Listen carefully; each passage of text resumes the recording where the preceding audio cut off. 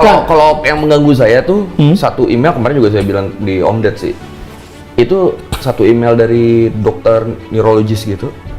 Bilangnya tuh dia gini, Epstein, lu tahu gak bayi yang baru lahir kalau mereka ngedenger suara orang tuanya, ibunya atau ayahnya, ngedotnya lebih cepat, ngedotnya lebih kenceng.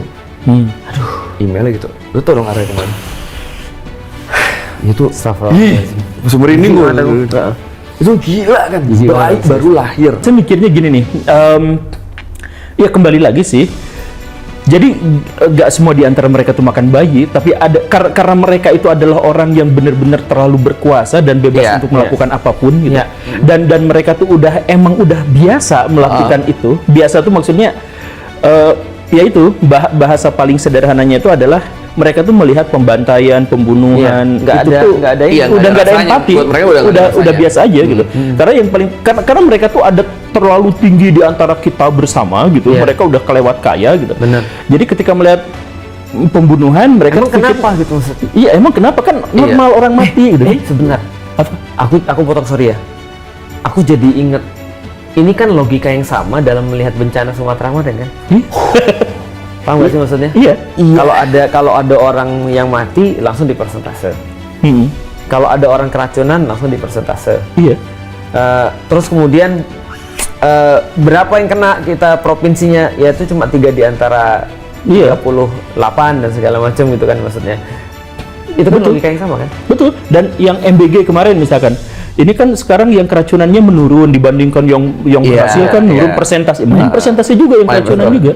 Itu aku pernah baca namanya pseudoscience. Pseudoscience. Iya, pseudoscience itu sekarang banyak digunakan dan ini kayaknya harus paham semua orang yang main sosial media. Enggak, kalau yang barusan itu diambil dari perkataan Stalin sebenarnya. Joseph Stalin. Dia tuh mengatakan dia tuh beres ngebunuh anaknya, terus atau istrinya gitu. Terus dia tuh mau ngomong kematian satu orang itu tragedi, kematian jutaan orang itu statistik. Benar. Jadi itu ngomongan Stalin begitu. Iya. Tapi ada lagi yang aku, itu termasuk dengan pseudoscience tadi. Aku supaya orang juga paham ini penting banget. Jadi gini, ada orang mau ngasih tahu ini bohong tapi jadi gini, ini nggak bohong tapi jahat. Nah, nggak bohong tapi jahat. Contoh kayak gini ya. Aku punya satu gelas isinya 100 kelereng. Aku ambil satu kelereng, aku masukin kelereng yang warna merah. Berarti jumlah kelereng merah itu adalah 1 di antara 100 kelereng. Yang lain nggak merah. Lalu terus kemudian ditanya berapa probabilitasnya ngambil kelereng warna merah kalau kita ngambil random? Jawabannya sederhana. 1 banding 100. Tapi ketika aku ambil satu kelereng lagi, aku masukin yang merah lagi, berarti ada 2 nih.